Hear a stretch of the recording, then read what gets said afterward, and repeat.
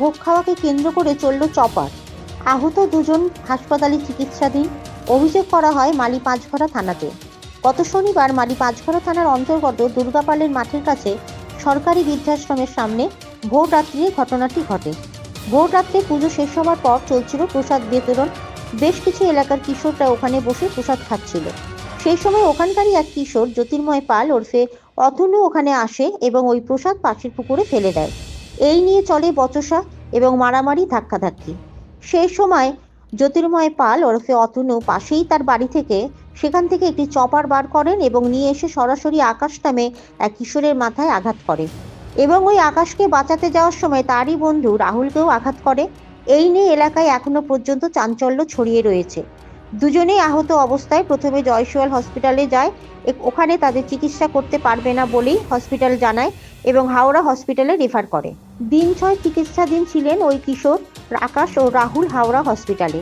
গতকাল তারা ছাড়া পান হসপিটাল থেকে। এখনও তাদের মাথায় এবং ঘাড়ে আঘাতের জন্য স্টিচ অবস্থাতে রয়েছেন। আকাশ জানান যে তার পরিবার আতঙ্কে এলাকা ছেড়ে তার পিসির বাড়িতে এসে আছেন। আকাশের মা ও ছেলেটির আতঙ্কে বাড়ি ছাড়া অবস্থায় ছেলের সঙ্গে রয়েছেন। অতনু পালের মাকে জিজ্ঞাসা করাতে তিনি স্বীকার করেছেন যে তার ছেলে অন্যায় করেছে। এলাকাবাসী এখনো পর্যন্ত ক্ষোভে ফেটে পড়েছেন এবং অতনু পালের পরিবারকে গুন্ডার পরিবার বলে আখ্যা দিচ্ছেন। প্রশাসনের কাছে অভিযোগ দায়ের করলেও এখনো পর্যন্ত প্রশাসন অতনু পালকে অ্যারেস্ট করতে পারেননি। সেদিনকে ওই যে 7ই জুন কালী পুজোর রাত, ওখানে পুজোর সঙ্গে আমাদের কোনো কিছু হয়নি। ওখানে ওদের পুজো হচ্ছিল, ওখানে কোনো ঝুট ঝামেলা হয়েছে, যার জন্য আমাদের পাশ থেকে অনেক ছেলে পেছন দিয়ে গেছে। আমরা ওখানে 6-7 জন মতন আমরাও বসেছিলাম, ওখানে খিচুড়ি খাচ্ছিলাম, ভোগ খাচ্ছিলাম মায়েরই সেই ভোগ, আর এমনি গেম খেলছিলাম যেমন 6-7টা ছেলে দিয়ে। তারপর ওরা কী করলো সেই সমস্ত জিনিসগুলো সবাই মিলে নয়, তার মধ্যে জ্যোতির্ময় পাল খিচুড়িটাকে নিয়ে জলের মধ্যে ফেলে দিল। তারই মধ্যে আমি বললাম যে খিচুড়িটা ফেললি কেন? তখন ও বলছে যে খিচুড়িটা খারাপ হয়ে গেছে। তখন এবার ওদের সবাই, এবার যে আমারও যেখানে 6 জন ছিল, ওদের ওখানে 10 জন 15 জন মতন ছিল।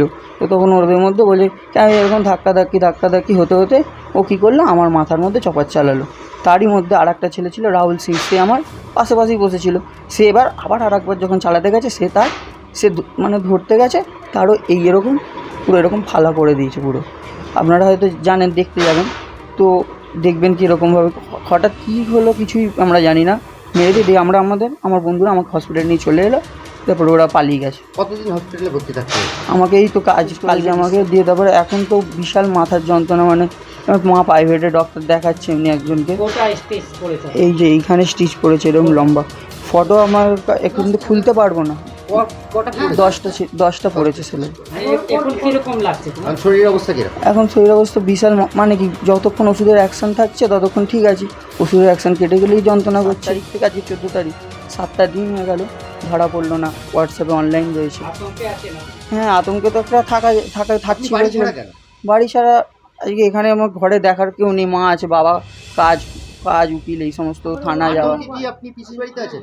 হ্যাঁ, বলতে পারেন আতঙ্কেই আছি, এটা বলতে পারেন আতঙ্কে আছি। আপনার নাম? আমার নাম আকাশ সরকার। যেন সঠিক যেন ধরা পড়ে, বিচার চাই যেন। মনে করছে বলে এরকম করেছে। এর আগেও অনেক লোকের সঙ্গে এরকম মিসবিহেভ করেছে, সবাই ওর এতে অত্যাচারে অতিষ্ঠ হয়ে উঠেছে।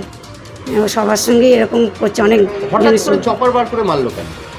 ওর বাড়িতে লকডাউন, ওর বাবা মাংস বিক্রি করতো, ওর বাবা এখন মিলে কাজ করে, ওই চপারটা ওদের বাড়িতেই ছিল।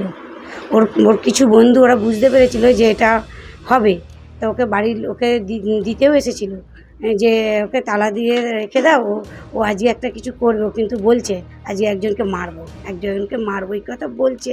তা ওর বাড়ির লোককে বলেছে যে কাকিমা তালা দিয়ে রেখে দাও, তো ওর বাড়ির লোকটা গুরুত্ব দেয়নি। ও কী করেছে, কখন ওই চপার বার করে নিয়ে চলে এসেছে, দিয়ে তারপরে মেরেছে। আমি খবর পেলাম তখন 3:30টার সময়। যেভাবে মেরেছে আপনার ছেলে তো মারাও যেতে পারে। যেতে তো, আর একটুর জন্য তো ওর ঘিলু বেরিয়ে যায়নি। ডাক্তার আমাকে বললো যে খুব, যখন স্ক্যানে যখন যে করছে সে বলছে আর 1 চিলতের জন্য ওর ঘিলু বেরোয়নি। আজকে ঘিলু বেরিয়ে গেলে আপনার ছেলেকে অপারেশন করতে হতো, বড় দুর্ঘটনা ঘটতো। আপনারা তো এখন বাড়ি ছাড়া কেন? ওই ছেলের জন্যই, যে ও কখন কি করবে, বাড়িতে অ্যাটাক করবে, কি করবে, ওই জন্য আমি আমার ননদের বাড়িতে এসে রয়েছি। না, এখনো ধরা পড়েনি। ওর বিচার চাই, ও যেন উপযুক্ত শাস্তি পায়, এটাই আমার সব পুলিশের কাছে এটাই আমার নিবেদন। বাড়ি ছাড়া আছে নাকি? হ্যাঁ, বাড়ি ছাড়া। কেন? ওই ছেলের আতঙ্কে যে ওই ছেলে যদি আবার আমাদের বাড়িতে এসে অ্যাটাক করে, কেননা ও ভীষণ একে তাকে মারছে, আজ 2 বছর ধরে এরকম করছে ও। মাধবী সরকার। কেন বলছে যে উনি চপ্পর মেরেছেন? ঘটনা ঘটেছে যে আমার ছেলের পা ভেঙেছিল 6 মাস আগে। 6 মাস আগে পা ভেঙেছিল, ওরা ছেলে গাড়ি তুলে দিয়েছিল, পায়ে গাড়ি তুলে দিয়ে সেই নিয়ে। দুজনেই বন্ধু? হ্যাঁ, খুব বন্ধু। এবার দুজনে একসঙ্গে তো ঘুরতে গেছিল। হ্যাঁ, ঘুরতে গেছিল, পুজোয়, সব একই কথা।